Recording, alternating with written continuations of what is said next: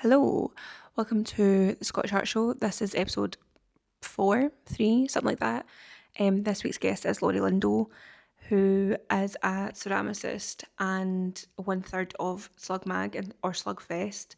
They have an open call just now for, I think it's Metamorphosis City, it's called, at time of recording. So get involved. Me and Laurie speak about art school, just leaving art school, what art school's like right now, and how to kind of find yourself afterwards, what kind of patterns and processes you get into, and what becomes like your kind of normal way of working. So, for instance, we speak about having regrets in your work that nobody else really sees or cares about.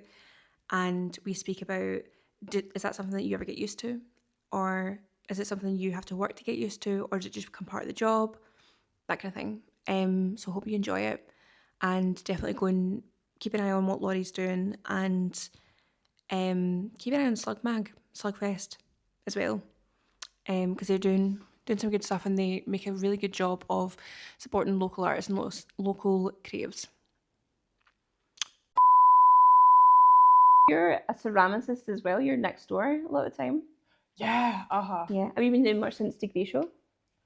Not loads. I have kind of been taking a break. That's but fair. also I'm trying to take July as my like chill month because everything's like kicking off in August. I've moved back home just for the month. Nice. So that I can just take a breather because we've got like, I don't know, June I had to graduate. Had to. Maybe. It was lovely.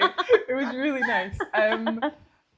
But yeah, I graduated. I had to move out of my flat. I went on holiday as well for some reason because my sister and we booked a trip to Ireland, which was like the most gorgeous and amazing thing ever. I'm so glad I did it, but it was also like sandwiched right in between like deinstalling my degree show and doing everything else. Yeah. So this is not about ceramics, but no, it's fine. Go for it. But yeah, I had a really busy June unintentionally, and then so July is going to be my chill. Like, let's not. Yeah. Do Just anything enjoy for a the bit. summer as well. It's like the first time you've not had something due in like 4 years, you know? Yeah, and it's really nice to be able to do art like for myself. Yeah. Because I haven't even been able to think about doing art for myself. Like, because every summer of uni I've been working. Every semester of uni I've been doing obviously uni work, and then so this is the first time like I sort of. People always are like, oh, like artists, like it's like we like breathe art, you know. It's the idea of like you have to have like a creative practice like constantly or you'll die. And I've never really actually discovered whether or not that's true for me because I've been doing art my whole life. Yeah. Like I've been always kind of surrounded. Like I'm really lucky. I've come from a family that's like quite creatively inclined. So it's been. I sort of don't know if that's like. I've never had to survive without art, which is, you know, like, I mean, it's nice because that's obviously like, you know, that's a great position to be in, right? Totally. But also I think it's like fine if you, I think it like ebbs and flows like anything else, you know? And I think also it's, some people are like, oh, it's a muscle and you got to work it all the time. And then other people are like, no, it's like a garden that you have to, like, it goes through seasons. And I think you just over time just develop your own like relationship with it, and it might ebb and flow. And a big thing as well is when the tide's out kind of thing. I'm saying like, well, people have all these metaphors and I'm like, the tide's out. But like when you're not, when you just, sometimes you just don't feel like it or whatever, and you just have to kind of over time, like it'll happen 2 or 3 times, then you go, but it's always come back, so it's fine. I know it's coming back. Absolutely. You know, I think there's such a fear of like when you leave art school, you're like, shit, am I never going to make art again or something? Well, that's the thing, because I think in art school, like, it's good for like building like practical skills, and to an extent like exhibition skills or curating skills or like publishing skills and stuff. But like in terms of like your own relationship to your practice, that kind of, you do it a little bit, or I did it a little bit in art school, and people that I know, like I graduated with or whatever, you kind of do it a bit in art school, but like it's mostly after, when there's nobody saying, by the way, you have to have this done by Monday or whatever. Yeah. You know, you kind of, when you're on your own time, you know, then you'll be like, because I've not painted in weeks, but I'm like, whatever, it's there and I can pick it up whenever I want to. And a lot of time I have like I prep those canvases like a month ago, and I was like that day I was like, it was like 9 o'clock at night, and I was like, I'll come in tomorrow, and da da da da, and came the next day and was like, it's gone. I don't care though. It's like it's fine. I just can't really be fucked with this right now. And then I was like, it will come back. I mean, and I do have a deadline for that, and it's pretty soon. But I was like, well, it'll come back, and you just kind of learn yourself, and so I wouldn't worry about it, Yeah, and I feel like it's also good to rest, Definitely, like even I have this thing where I am so so on the go the whole time. I find it really hard to spend time alone. I don't think that's because I have like some kind of deep-rooted sort of like, I don't know, like issue. Yeah, like I don't like hate myself or anything. I suffer from being 22, and I think I don't hate myself more than is normal for being 22. That's such a good way of putting it. Everyone goes on about teenager, but when you have like a bit more autonomy, and you're like, I've assessed the facts, and they're not great. Yeah, well, this is the thing. So it's like I don't feel like I have like crazy issues with like, I don't like, my mind doesn't go to like dark places every time I'm on my own. It's just like I think I thrive more with people. But fair. Also, I think it's really important that I'm like, don't just constantly like, if I fill my life with projects, and that's like, I wouldn't have it any other way. But it's also like, I feel like the end of last month while I was moving and things, everything got to a point I was like so disorganized. I felt like I could not respond to like emails within. I was like leaving people on read for like 3 days. That's fair. And I've never been like that. I've never been that sort of person. And I was like, do you know what? Like, I think this is a good time for me to pedal things back just a little bit. So I'm having like slow 5 unemployed friend on a Tuesday lifestyle at the moment. Slow 5 summer. Just for a little bit, because I was really dreading, like I thought I was gonna have to move back to Fife for like months, while I find something stable. I've actually found a flat that's like cheap enough that I can sort of like, I say a flat, it's like a box room in like. But again, like, you're 22, like it's fine. It's part of the when I was younger, I feel like an old crone thing. And what year would it have been? So it would have been like 2017 or something when I was 22. It'd been like, but like,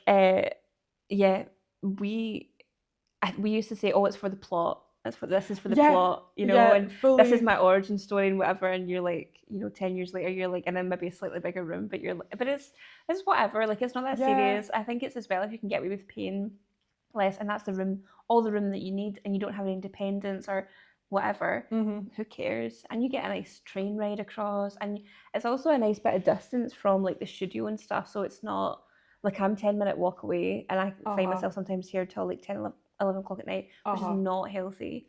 And if I did live further away, I would have to kind of be like, well, the last train's at X time, so I have to be on that train. So I can't just hang about here for ages going, maybe I'll change this, maybe I'll change that, or maybe I'll try it the first time, and I'll maybe just do these emails just now. Or you'd have to have more of a structure. So it's maybe nice to get some distance, like some forced rest. Because the flat I'm moving to, like I move in next month, which is another thing that's happening in August. But it's like it is in Dundee, but it's a little bit sort of, it's not like right in the centre, and that's kind of quite nice.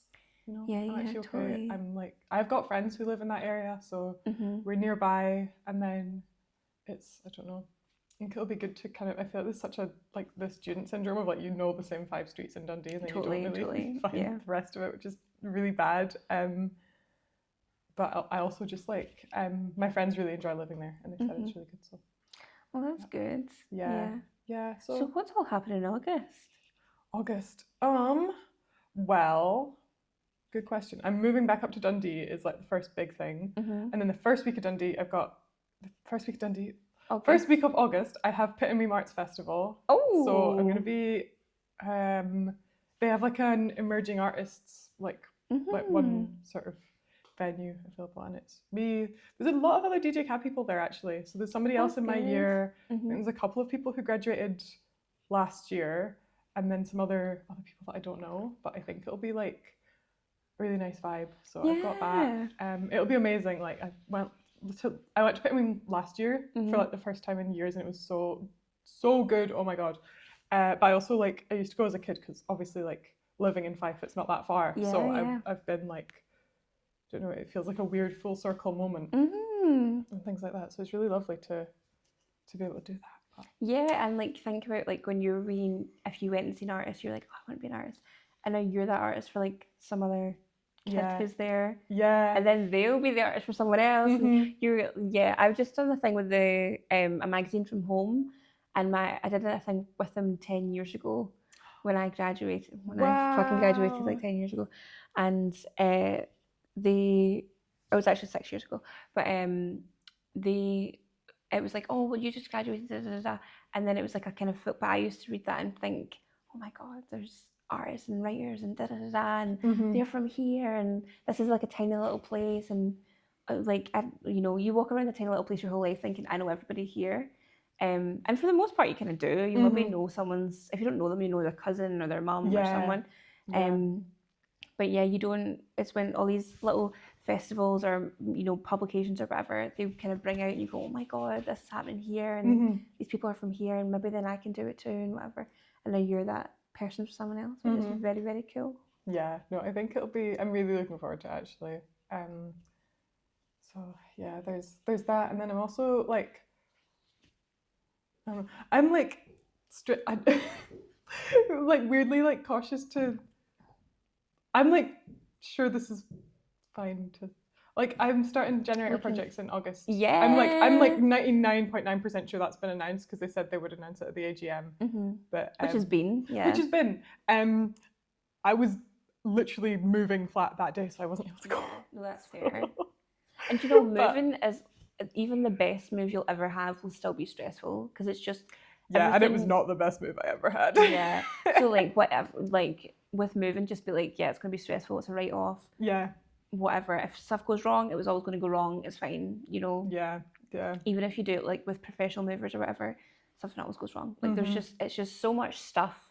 Moving your whole life in like a 24-hour period into a new space that you're not super familiar with. It's emotionally taxing. And also like I don't like I have a really weird relationship with like stuff. I'm realizing that the more I go through kind of important periods of my life, the more I'm like, oh my God, I really have a kind of I feel like I have hoarding instincts. Yeah. But also really like minimalist aspirations. But I'm terrible at throwing things out. So what I do is I just don't buy things, or like for ages, like when I first was like moved out and financially independent and things like that, I was really like, oh my God, I'm just not gonna like buy myself anything nice for ages, because I was like, I'm just never gonna get rid of things. But now I'm like allowing myself to, like treat myself occasionally, and yeah, I don't know. I'm like better at letting stuff go, but still not great at it. And it's now like, oh my God, I've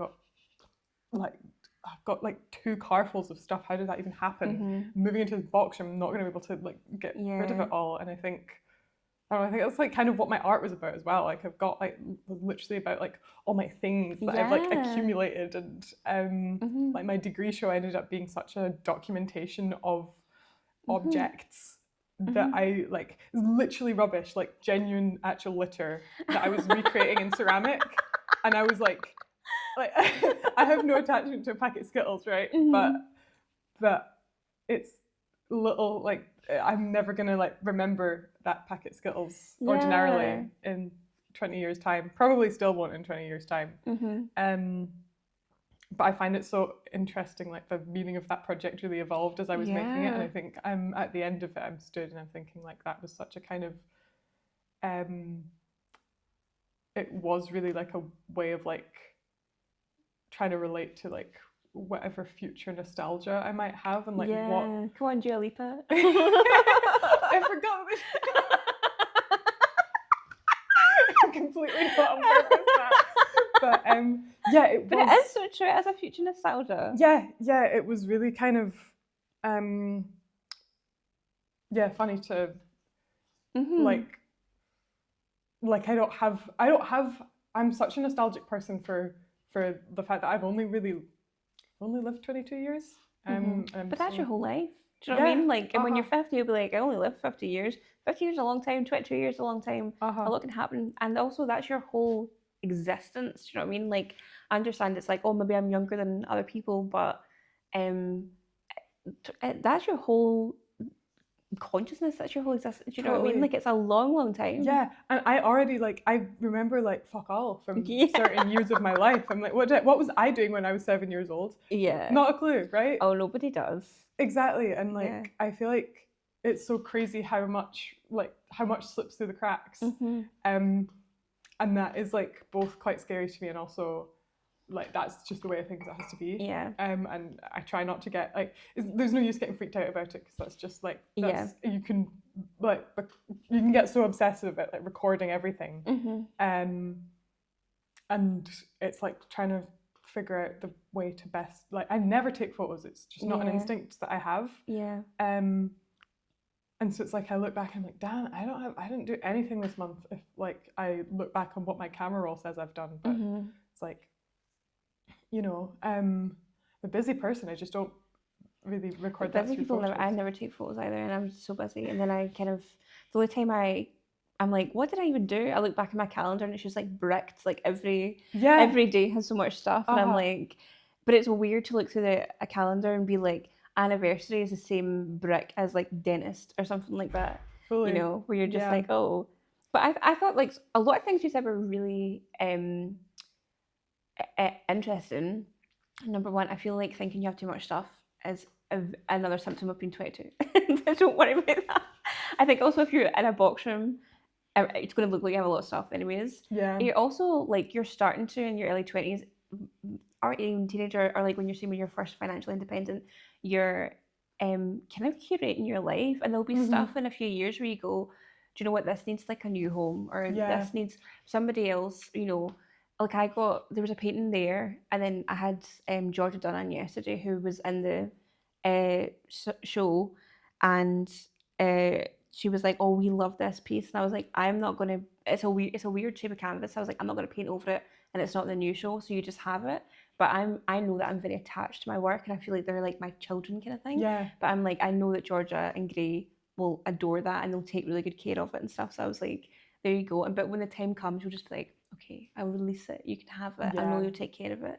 And the other thing that I find really interesting about your work is, it is obviously very tactile because it's ceramics. But when you're talking about future nostalgia, I always think about this will sound weird at first, but like how the Kardashians weaponize nostalgia, and they try and kind of get you on side. Like when they changed I don't know how if you watch it, but it used to be this kind of purple intro, and then they changed it to this kind of like, they put a kind of filter on it of like their baby pictures, and then them now, and them as kids and whatever. It's the kind of looks kind of like an old camcorder film. Oh my god! And I was like, it's obviously them trying to get you on side. Because they're thought of as being like very vain, and saying, oh no, like we were children once, and this is us growing up and becoming what we are now. And I think it always makes me think about how nostalgia is used in like propaganda and things, and like the right wing is obviously always trying to say, well, what about this and what about that, and I feel like they're trying to also sell you a kind of future nostalgia. It can't exist because they're not actually promising anything tangible. But I think that obviously we're in a very right-wing time just now. So if we take that and then we take your work that is very tangible, and it is a kind of future nostalgia because it is about daily routines and stuff, like the moisturiser you use every day, or like the lip gloss, or like all these Skittles or whatever it is, what was it, the sign on the wall that was like wear headphones or something like that, like something you would walk past every day that you don't even notice. This kind of future nostalgia, and it's very tangible. And then this one that is like super right wing, I feel like I don't know if it was deliberate, I don't know if whatever, but I feel like they interact very well. And also I think your work is just very kind of, I don't mean this in like a bad way at all, I mean it in a really, really, really good way. It's like very soft and very slow and very kind of every day. And I think a lot of people, especially in degree school, go, no, it has to be big and fast and da da da, and you're just kind of like, well, this is very degree show, but is it very you know? And I feel like your work is very, very you, and it is Yeah, I absolutely adore your work, and I think you're a fantastic ceramicist. Yeah. Yeah. Sorry. Oh, no. No, that was it. Just I think it is also something of being 22, of being so hard on yourself. I think everybody has that kind of forever, but cut yourself some slack, man. Yeah, I mean, I think I honestly, like, my degree show didn't, like, even the idea for it wasn't really like fleshed out. Like, I didn't even really think about doing work like that until like January of semester, like the break between semester 1 and 2.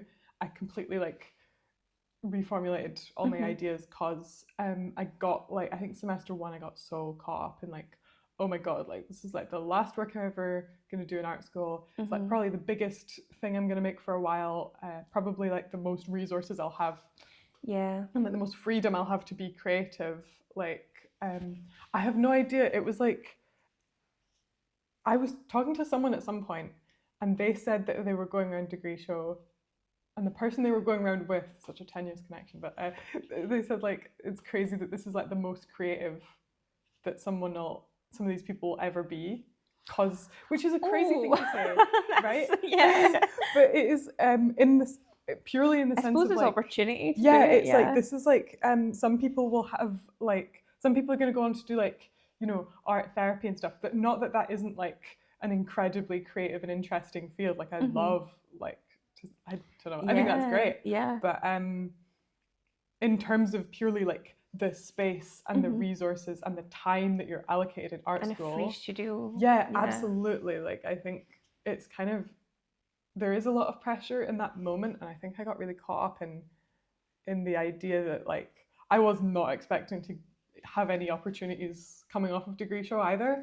And I was really like, you know, this might be like my final like thing as an artist almost, and I have to like make the most of it. And I was like, I kept being like, oh, maybe my theme is like this particular domestic space, or maybe my theme is this type of object or something. And it was so like, I got so stressed out of like trying to put my art into like this like specific theme that I was interested in. And I think I'm in like the start of the semester too, I was like, right, like let me pull back and just like start. Like, it's silly because it's literally the advice that you get all the time constantly, is like just keep making stuff. Yeah. But it is exactly like, you can get caught out by it constantly. Yeah, especially in degree show, it's like so much pressure anyway, you know. And not even degree show, it's a grade. It's your final grade for the course, you know, fully. obviously. And you have all these eyes on your work that you have never, like, I've never had an exhibition of that scale before. And like, I think most people don't have like those kinds of, that kind of attention, like on their work pre-show. So it is like, you get so in your head about everything. But at the end of the day, it's like, I just said like, right, I'm going to start just whatever I'm drawn to making in the moment, like I'll make that. Yeah. And I'm not going to worry too much about, like, I was really also, because of ceramics, it's like you want to get like a good range of skills. So because careers in ceramics can often look like teaching or doing like some kind of tutored situation. So you're like, oh, I want to like learn how to wheel throw properly, and you want to incorporate all these skills into your work, which adds another layer of like complicated to it. And it's just like, it got like a bit much. And I was like, do you know what? Here's what's going on, making what's in front of me. And it kind of went from there.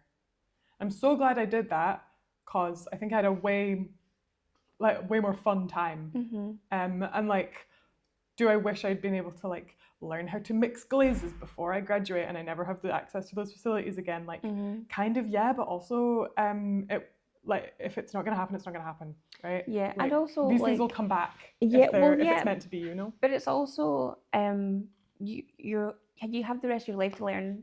You know, you never really stop learning. And there'll be another opportunity, or there's YouTube, or there's talking to people, or there's, I mean, you got the DCW prize as well. So I mean, you can, that's, obviously you have access to physical equipment, but you also have access to people's ears. Say, how do you do this? How did you start this? How did that? And people in the studio anyway, they'll just chat away to you, you know, because I think everyone's like a tiny bit, always a little bit, especially like if I'm painting, I'm always like, even though my brain's like, I'm always like a little bit bored. And if somebody wants to chat to me, I think it's maybe like an art school like studio thing where someone starts talking, I'm like, oh my god, yeah, no, I heard that too. Even even if I'm like really busy and have like 10 deadlines, I'm like, and what did he say then? You know, like I'm just, but I feel like that kind of just never leaves you because it's your brain reacts to like a studio, the kind of visuals of a studio space and says, yeah, it's for working, but it's really for who's doing what and what happened at the weekend and whatever, you know. So it's such a good time to be like, how did you get into mixing glazes? And then people will always have their quirky way of doing it as well, which then you can say, well, they do it this way, they do it that way, 100%, and mix them together and stuff. And they'll have like loads of cool books and no resources, and you know, you'll have the ear, and it's so well deserved. Like the stuff. And I kept going around your space going, oh my god, is that real? And then I was like the whole time looking out for like other stuff, and I kept missing them, and I felt really bad because I was like, I wanted to take a picture of them and be like, I found this thing, but I think I walked past every single one. Like I don't think I clocked any of them as that was ceramic. part of the fun as well. Yeah, for it's me. mischievous. Like it was a bit. I love the idea of like secret art and things like art that's kind of like I didn't do this, but I kind of wish I had like hidden something around that like I didn't even like I just told literally 0 people about.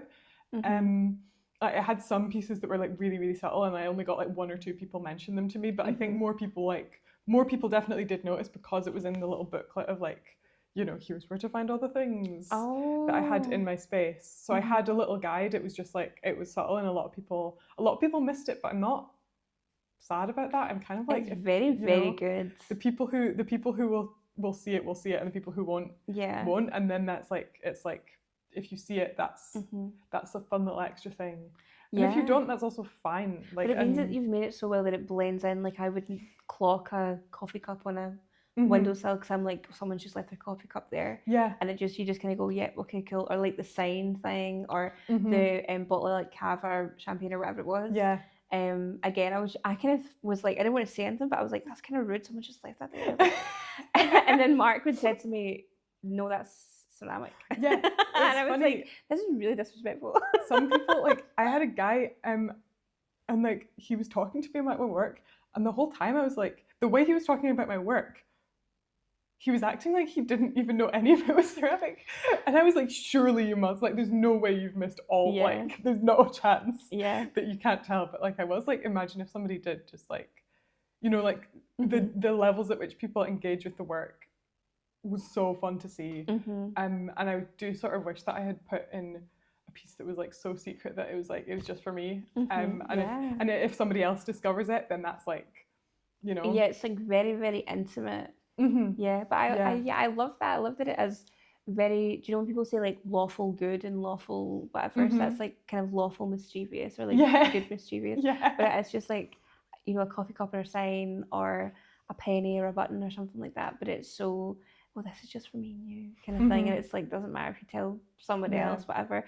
But it's I think as well, because ceramics is like so delicate and things, it's, I don't know, it's almost like a wee whisper or something like that, like a physical whisper, and it's just like a little, it's very sweet. I think people often think of ceramics as being kind of maybe like very saccharine or very like for show or very, you know, whereas I feel like you put like a very nice spin on it where you're like, these are really well made, but the concept's still there and it's still a communal thing as well. You think ceramics originally is like bowls and, you know, for like ancient times or whatever, they're all very communal, like mugs and bowls and whatever for like eating stuff, or like tiles that everyone would see. I think you were able to kind of still do that, but without, you know, making a bowl or a mug or whatever. You're making like a, you know, a cocoa bar or whatever, you know. It's a piece of stuff. It's a piece of my life that, like, the idea, because I was trying to make things that were specific to me, but not so specific that nobody else like, because the fun of it is people being like, oh my god, I use that exact same moisturizer, or like I made like a mud tools the white mud tools sponge, which is one of those niche things that like if you're a ceramicist, there's a really good chance you use it. It's like the brand of, it's like nerdy, but it's a brand it's a brand of ceramic supplies that is like, they do one sponge that is like really good for like smoothing out surfaces and things. And everybody who like, I don't know, my friend put me onto it who's a ceramicist, and then like I shared it with someone else and they were like, oh my god, this sponge is so good. And it's like I made the sponge and everybody who did ceramics was like, oh my god, it's the finishing sponge from mud tools. And I was like, yeah. That is so cute as well, because that is like a little, like, I would not have clocked that. Yeah. But it is like ceramicist little inside joke, and it's a sponge which is obviously squishy, but it's ceramics, which is hard. But it's about ceramics, and the squishiness is made to use to make the ceramics. It's very, very cute. It was so fun. That is so sweet. I love that people kind of clocked these things, and it's like I don't want to kind of like I don't want to make my art inaccessible to people, but at the same time it's like people, you can still, anybody can look at that group of objects and be like, those are really nice objects, but it's, if you're kind of, I don't know, it's like for certain groups of people there's like a little something extra. And I think as well, it's like if you know the DJ CAD building and you saw like the signs, like the exhibition continues sign was like really fun for the people who know that those signs are everywhere. But if you've been to the degree show for the first time, it's probably like, oh, why is that sign just slightly different to all the other signs? Because they used different exhibition continues signs. I think sometimes I think they're from different years, and they kind of go in the cupboard and go, well, this one's from 2005, let's just use this one. Like Sustainable Queens, but like it would be nice. In fairness, it was really well signposted compared to like, I feel like, some years you're like, I went here and I don't know where to go. Fully. But I think this year they did like, at least like, I think the DJ CAD building is always going to be like such a pain in the ass to navigate if you've never been there. Especially this year they did like the one-way system and is it Matthew building? I still don't know what they fucking tell them apart. But they did the one-way system. We kept getting lost in it. We were ending up in people's offices and stuff. Yeah, and we were like, fully. And then we were like, there's too much traffic outside, so we're just stuck in the window of this office. Being like, oh no, when can we leave? I think it's such a weird building, but that's kind of, I don't know. It's something I love about it.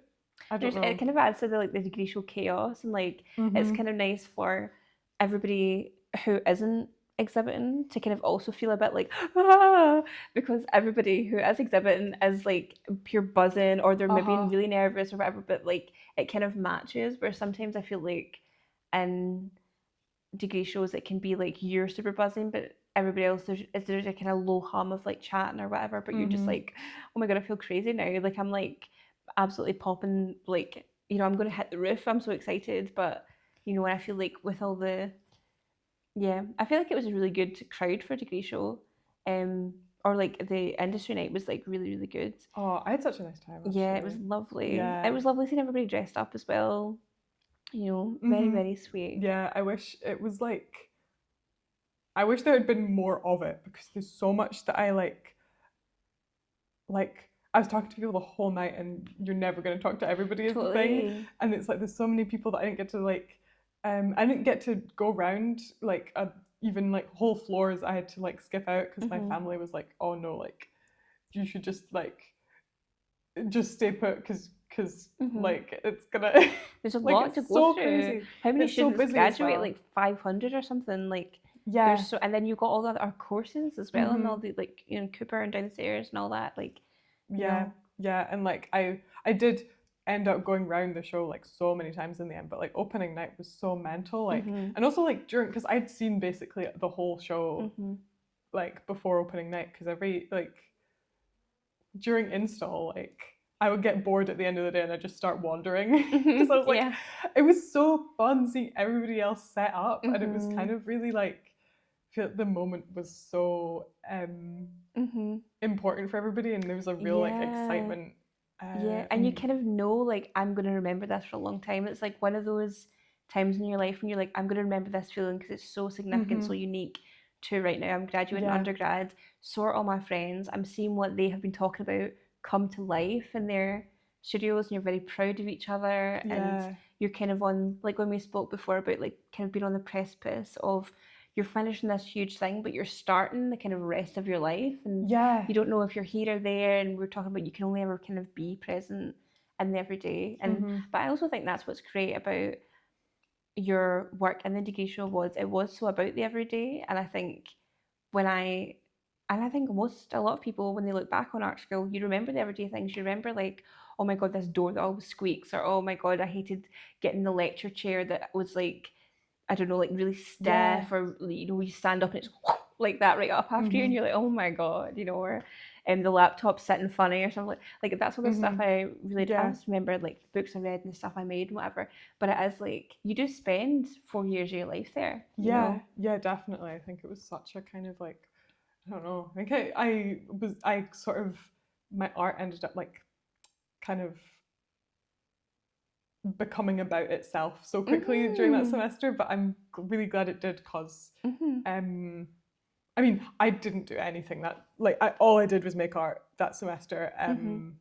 Like I swear I did not like I would do like 10 hours a day in the studio. I would come home and I would eat food and I'd go to bed.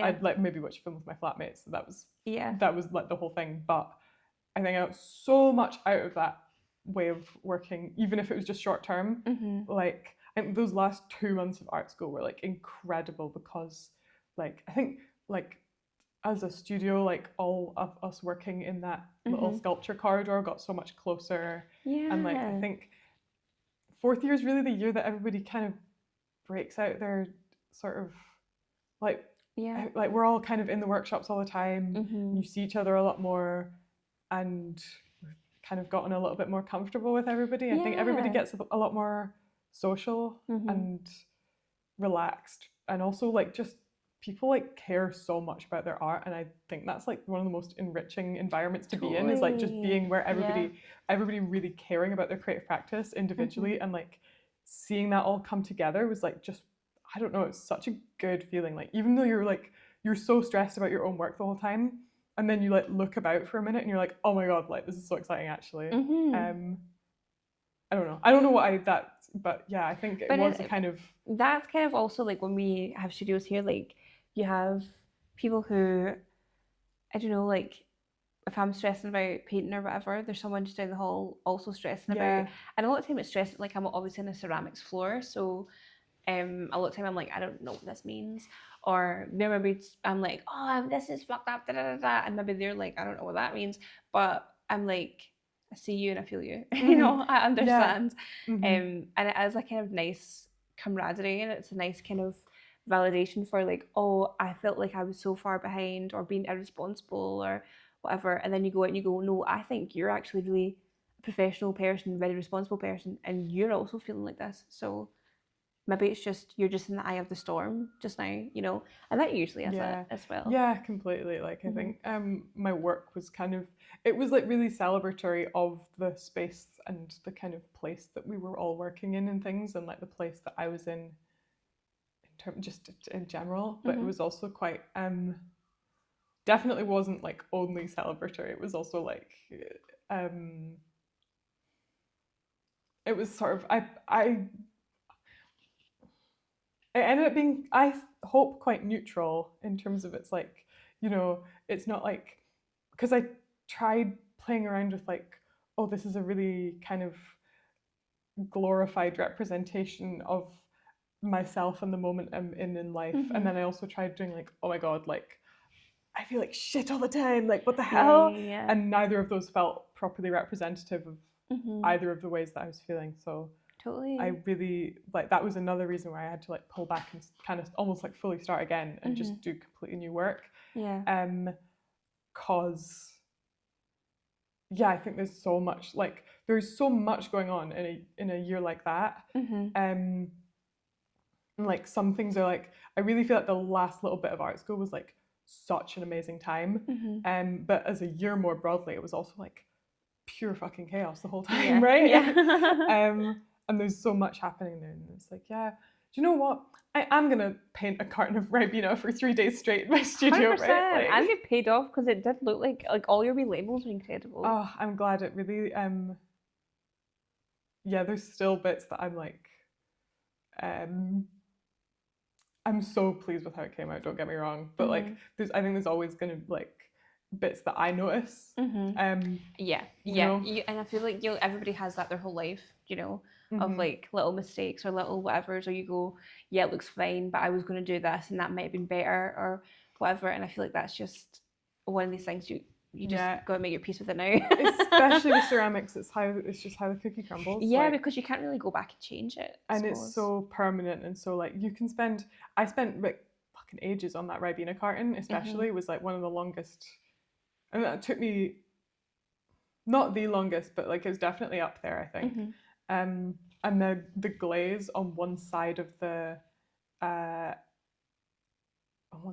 it just like some of the like detail that I put in, it just like slightly removed it, and I was really like, it's easy to get frustrated about that kind of thing, but there was instances of that happening where like the glaze went a funny texture on the Prosecco bottle that I did, and everyone was like, no, I think that looks actually more, it looks like kind of condensation on the glass, and things like that. And I was like, oh, honestly, like, I think that's one of the nice things about ceramics is that things will not go to plan, and there's a certain like it's forced to deal with it. Yeah, it's like it's really shit when it doesn't go to plan in a way that's not. I don't know. I think the imperfection is kind of one of the nice things about the process, because sometimes you can have really fun results, sometimes you don't have fun results, but then it makes it more rewarding when it does turn out well. Like, and you get better at predicting. Like, I think I learned how to, like, the glaze that I was using, it took me ages to learn how thickly to apply it, and then by the time I learned, I was leaving that workshop, and like I have to like learn with a different glaze now, right? I'm going to be working next door first and foremost, but that's, I don't know, it all kind of builds up to like, you know, at the end of the day you can look at the ingredients on the glaze and you can be like, this is why you have to apply this at this way, and you know, this one's a commercial glaze, so it's a bit more reliable, and the other one's not, so it's like, but you can look at the ingredients and break that down, and you can kind of, I think it all builds up to like a wider understanding of how everything works. And like, and I think like things like the Ribena carton we usually like kind of went on one side. The work in general is about like the everyday, and that is just about that day. Completely. So it's like sound, like, yeah, stuff happens, you know, and I didn't clog any of that, you know, and I'd seen the work a few times, and I think the level of detail was crazy, and like you made like 200 pieces or something. It was did not make 200 pieces at the end. It was a lot. It was a lot of pieces. I got to probably 40 or 50 something. That's still very crazy.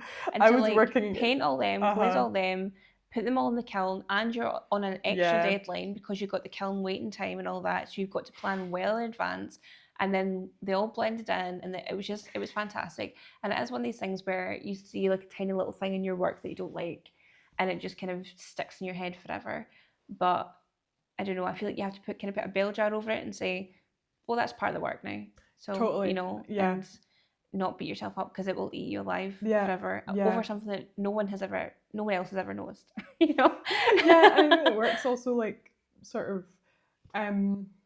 If I say it's human, that sounds a bit. Like, no, but it is human. Yeah. And ceramics is so tactile, and you can tell it's like handmade. Yeah. And that's what happens. And again, I feel like I'm so like just aware of how like a right wing time we're in, but anything that's handmade, I'm so gravitating towards it, because I'm like, this is like print media, the other part that we'll get into, but print media, anything handmade, anything that takes a long time, anything that is like, it's not only handmade, but you're having to spend so much time on it, painting it, glazing it, putting it in the kiln, and then letting it and taking care of it for the whole time, making sure it doesn't crack or whatever, the whole time until you exhibit, and then after the fact as well.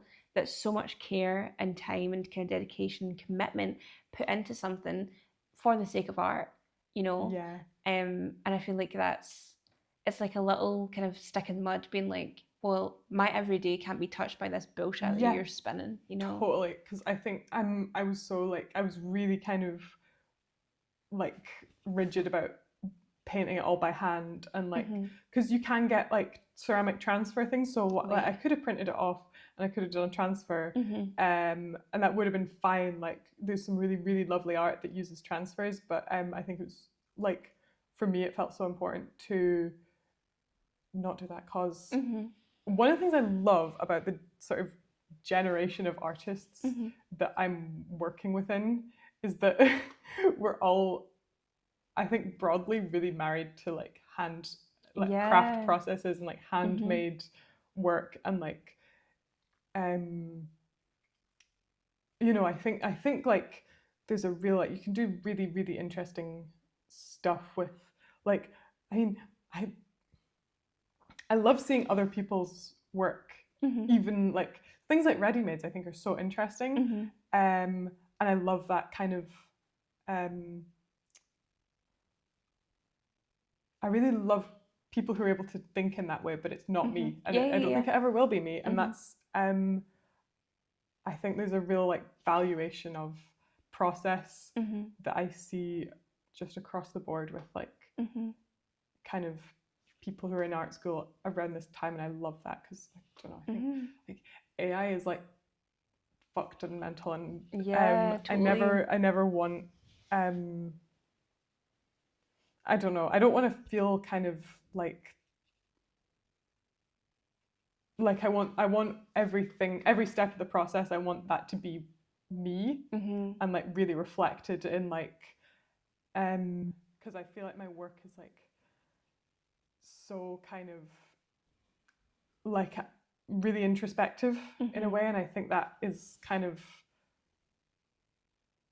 yeah, I don't know, there's like an element of like, I wasn't directly thinking about things like AI when I was making the work, but it definitely like came up a couple of times in conversation.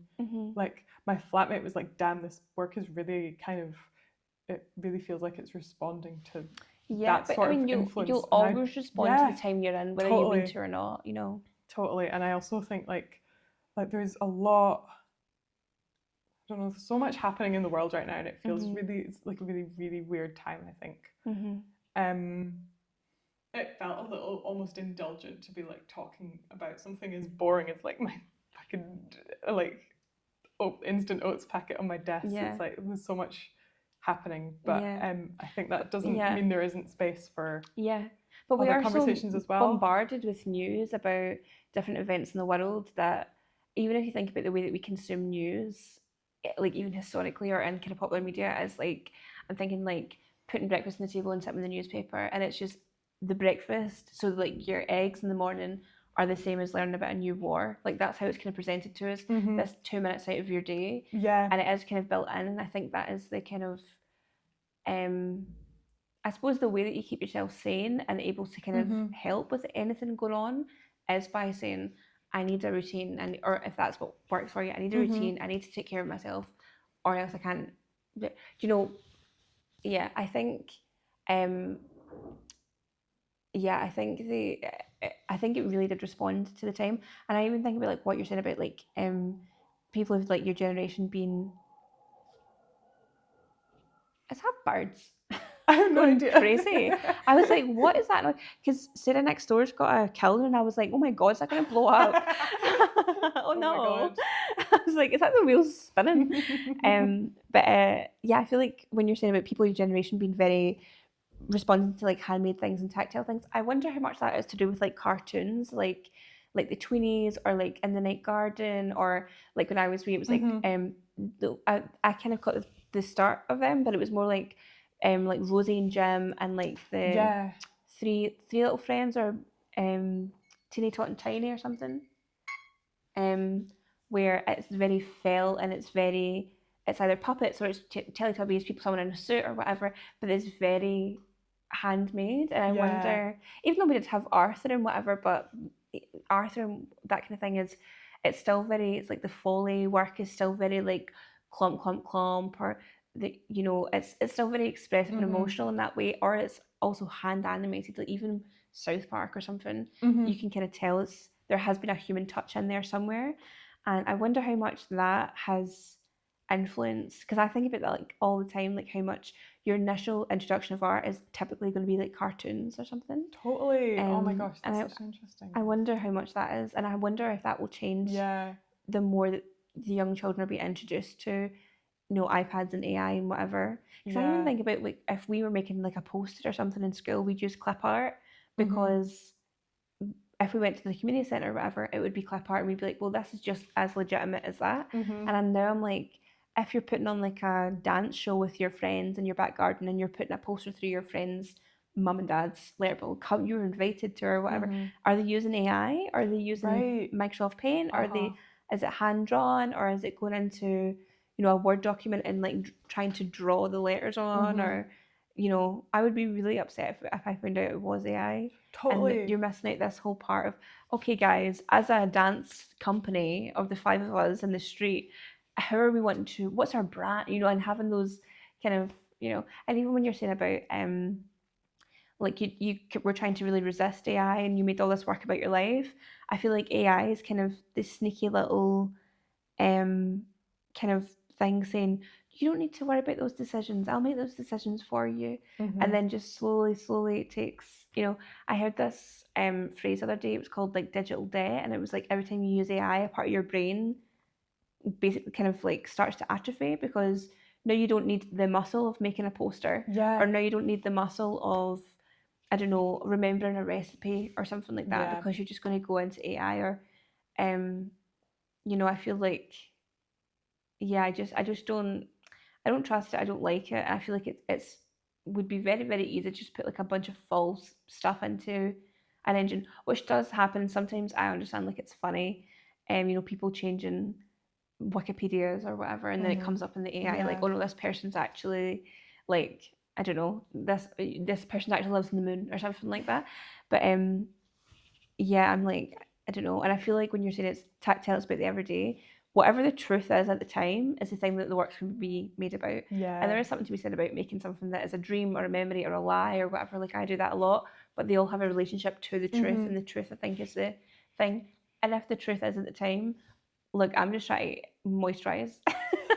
That's fair. No, I'm actually having such a I feel like I'm having a very like graphic design phase at the moment. Not like, I don't know, there's a point in like high school where I thought I wanted to be a graphic designer, and that's why I started looking into going to art school. Oh, right. But I really quickly realized that wasn't really like where I wanted to be at. But I found a podcast that's like 2 graphic designers having a chat, and they are so good, and I love their design work. And it's like maybe you look back and I'm like, oh, like I'm always working with type, and I'm always like, you've been copying packaging for the past like forever. And it's been really kind of, I don't know, it's given me a real appreciation for the thought that goes into designing things. I also, like, as an aside, really love the resurgence of like, there's I think sort of like old internet stuff has become really trendy again, and I'm obsessed with like, who's that? Is it Malachy McClellan? Is his name? Yes.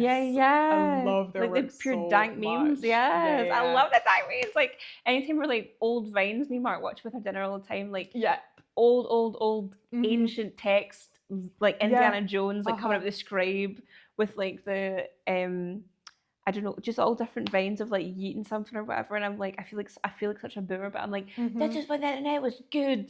No, it was. It's like I remember kind of, we go onto like the family computer, and so we could like catch up on like my sisters and I, we would get home from school and we go into the family computer, and we would like watch our I think we just like go on the iPlayer website and shit like that.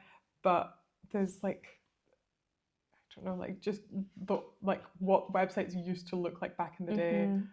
I love, and there was such a like, it was so like earnest, almost like it was horrible because like you could click anywhere and your computer get a virus or whatever, like it was like so unsafe objectively speaking, but there was also such a like kind of real like, just like, this is me and this is like my website, and we'd never ever do that. Like, everybody's got an Instagram, like it's like much more sort of centralized with these huge companies, but I don't know, sometimes I wish I could learn how to like use WordPress and actually like code a website from the ground up, because I'm also so sick of like, I totally get why like the need for like things like Squarespace templates and things. Like, I think that's that's a great option for a lot of people. But I would love to know. Like, I'm so shit at coding and I find it endlessly frustrating. So I don't think I could ever touch it myself. But yeah. I think there will definitely be YouTube tutorials and stuff, because I don't know if you were ever on Tumblr. Yeah, and you would code your like theme and all that. So I don't know much about coding other than my like Tumblr like MCR skins or whatever. I don't remember if it was Tumblr or Bebo with skins, but whatever. But there will be, you can learn like anything like on YouTube. But yeah, oh god, what was I going to say there? We should talk about Slug. Yes, I'm going on such a crazy tangent. No, it's fine. Yeah, no, Slug Fest. We've just announced the theme for Volume 4, which is Metropolitan Mirage. So it's like we've been thinking a lot about like the summer and the heat of kind of like everything's really hot, but also kind of, I don't know, like summer under late stage capitalism and like the theme writing. Malcolm did an incredible job on the theme writing. It's very like you're in a desert, you haven't had water for like 5 days. What the fuck is going on? Is that a city, or are you just like, you making it up? Yeah, it's like kind of the illusion of capitalism almost, and like kind of, yeah, like is this just a Tuesday, or are we in hell kind of thing? Yeah, totally. I think everybody wants the summer and the sun, but you don't want it this hot. And I suppose everybody wants a community and to potentially like trade and whatever, but nobody dreams of capitalism. No, exactly. Whereas you might dream of like, do you know what? It'd be great if we were just like a community and we had like a farmer's market and a greengrocer and whatever. But these things, I think like the West End, you know, there is like kind of like old pub, there's a greengrocer, there's a butcher, and like I live in the West End, so like I go to these things, but I like when I was growing up I didn't have these things, but my grandpa used to, he was like, if we need meat we go to the butcher, you don't go to a shop. If you need, you know, groceries, you go to a greengrocer. If I remember like our communions and birthdays and everything, he would go to like a bakery and order the cake. And I kind of took it for granted until I got older, and I was like, he was spending good money on us, but also it was because he was like, you need to always, he was like a big union man, but he was like, you need to, if where you can, you need to support these businesses and try and get things locally. And but that's, I think people would dream of that, but not necessarily dream of like a huge Tesco superstore or whatever. But yeah, it's that nice kind of, I think that is very, very well written. Especially just now you think this whole end of the city is built around a university which has been ripped out by itself by the, you know, the top management and whatever. You know? It's like everything feels really apocalyptic, and at the same time we're just living in it, and it's like it's so normal, and also the world's kind of ending around us, and like navigating that is mental. You know?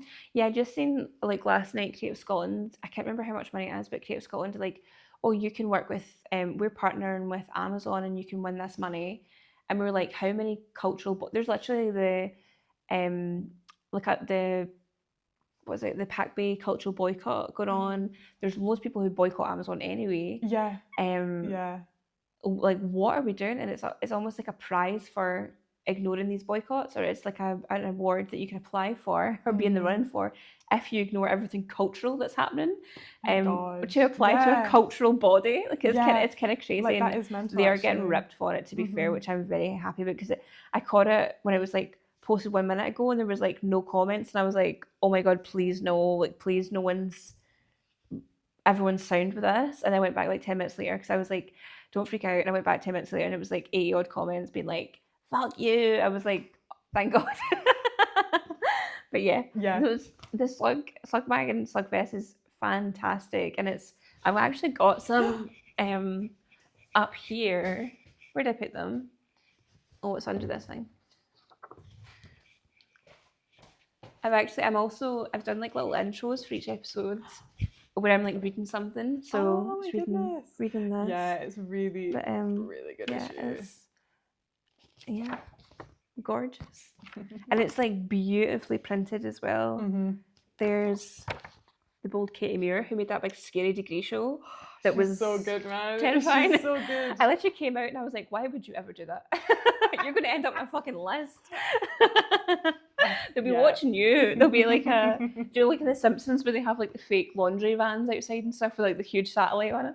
I was like, Katie, that's going to be you, pal. You know, you got to watch yourself. Yeah. No, fully. Like, I think it was Robbie. Like, sorry, you see on the back it says the staff. Yeah. My friend Reese Jordan, did. That's like, I don't know. We call him Robbie, but they did. I think like a ton of the kind of design pages and things like that. Like such a good job. Like I don't know all the wee page designs and things. And you find such cool people as well. Like this one. So this is volume 3. Which I was lucky enough to be in as well. But there is Gungal, who is the only Gaelic metalcore band. Yeah, which is crazy. Such the an only interesting one. interview, right? Yes. We have a really. I'm not gonna say yet, but we do have like a band that we're gonna interview for this next issue, and they look so cool. Like again, like Robbie and Malcolm are really good on music. Like it's I don't know. I'm like not nearly as involved in like local music stuff as I'd like to be, but Robbie and Malcolm do such a good job of like finding really, really interesting people to talk with through that sort of thing. So yeah. Well, they're fantastic. Thank you. Oh, we just the PDF for volume 3. Sorry, I might have been saying volume. This one's volume 3. This is volume 3. Yeah. We've got the PDF for free online. I think we might be out of like physical copies are also free but limited, and I don't know what the supply is like for that at the moment. Yeah. We might be running a little bit low, but 100% like the online version. Like just go. I think the links in the Slug. Like just the Instagram is Slug Fest Dundee. You can just go link in bio, and find all the PDFs of previous issues as well, listed online. Perfect. Is there anything else coming up that you're wanting to plug before we finish? Submissions for volume 4 will open really soon, I think. Keep an eye out. We've not opened submissions. I'm really bad with dates. This is what happens when you take time off. You can send them to me and I'll put them in the description. You don't need to, but they open soon. I don't have all the dates in my head, but yeah, keep an eye out for submissions for that. We'll take, like, even if you're like worried about the sort of, people are always like, oh, I don't know if mine is like exactly right for the theme, like submit it anyway. Because we really want to see like just people, like the whole idea behind Slug Fest is to just get things, like get your art out there, even if it's like not 100% perfect. Like it's important to like, I don't know, it's about getting comfy with like your work, regardless of what state it's in. The time. Yeah, completely. So get the submissions in. In terms of my personal work, I will be at Pit and Weem Arts Festival, which is the 1st till the 8th of August, I'm pretty sure. So Pit and Weem's also just like an amazing day trip, regardless of like, you know, even if you're not interested in my work, like I would so recommend going just for seeing everybody else there. I think it's going to be amazing. I think that's it. Okay, and if you do remember anything else, you can just tell me. And I'll just stick it in the description or put a little thing on at the end. Yeah, totally. But that's my main things. Otherwise, you can catch me like, I don't know, kicking about. The hallways of generator projects. Hallways is like one room, but, you know. But a lovely you know room. what? Sometimes generator, when you're in it, seems really small, and then other times it feels really big. Like for instance, if you have to paint it, it's suddenly the Palace of Versailles.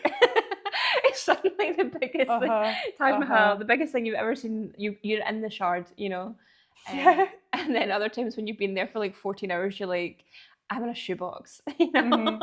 So it's kind of, it's got its own life of its own, and it does kind of, it's about Alice in Wonderland, you know. Yeah. But yeah, enjoy generators. I'm so excited fantastic for it. I'm so excited for it. So yeah. Yeah. Well, thank you so much for coming in. No, thank you so much for having me. Of course, it was lovely to return the favour. No, it's been so good. I really appreciate it. But yeah. Oh. Well, I'm glad you came in. Oh my god, I love your boots. I just noticed them there. Gosh, they're so cowboy. They were someone was like giving them away. Someone Oh my god.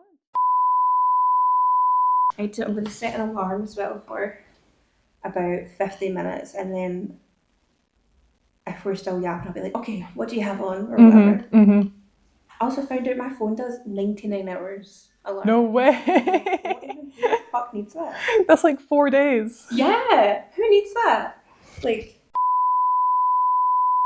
my mum's got one like that. Yeah, he sits in the garden, but he's lost it. It had like eyes that were like, the eyes were like human. They're crazy. The one we had like sort of glass eyes. It was really creepy. But they've fallen out now, which is almost more creepy. I don't know. I see nothing. I was telling someone at I think it was like Sunday Drunk Club, I was telling somebody that they used to be apparently used as a way in like English like seaside towns. Have I told you this already? No. About so they typically come in pairs, and if they were facing each other, it meant your husband was home. And if they're facing apart, you were like open to having an affair with a sailor. Oh my god! And they would come and knock your door and be like, "Hi, I'm lost. Can you show me around or whatever?" And whoa! Yeah, so they're like a little bit. Not only do they look freaky, they're also a little bit used for nefarious means. That's crazy. I kind of love that. I don't know how true that is, but I feel like maybe he's lost his little. His name's Salvador, but he's lost his little partner in crime whenever they are. Yeah, Mark's grand's got two, and I don't think she likes them, but I got her. Do you know Hayley Jane Dawson? Yeah. So they make they were making at Christmas like little Christmas tree decorations. So we got them a little Willy Doug Christmas tree decoration, and they're like, "Oh no, we actually love this one." But I was saying to Mark, like, we need to get those Willy Dogs. I want a pair, and they're like pure old school, like crazy, like wall eyes. You know, that sounds amazing, actually. Like it comes back as well because like Mark, because we're from like different places, he's always like, sometimes I'll say something and he'll be like, ha ha ha, but it's like such a common phrase. So I was saying like, oh, one going to the like for the eyes go different ways. I was like, oh, one going to the shop, one coming back with a change, and he was like killing himself, and I was like, it's actually such a common that's so phrase. funny. Or like, oh my one in the jail, one out on bail.